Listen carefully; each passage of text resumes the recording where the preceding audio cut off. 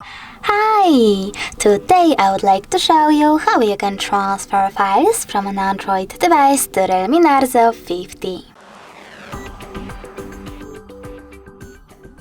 Firstly, go into Play Store on both smartphones and tap on the search bars.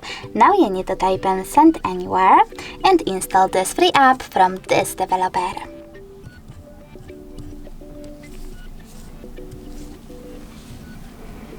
Following that, choose Open. And from this screen here, click on I accept, confirm, continue and allow.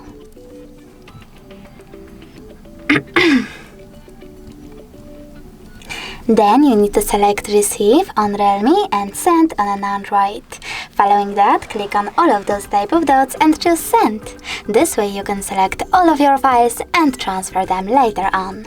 It will take a long time though, so I will go with only one photo, for example that one. Choose Send and click on Got it. Over here on Realme, scroll down, tap on No Thanks and close this window.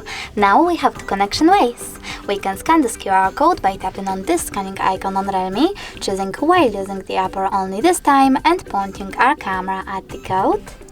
But we can also input this key over here and connect those smartphones by choosing Receive.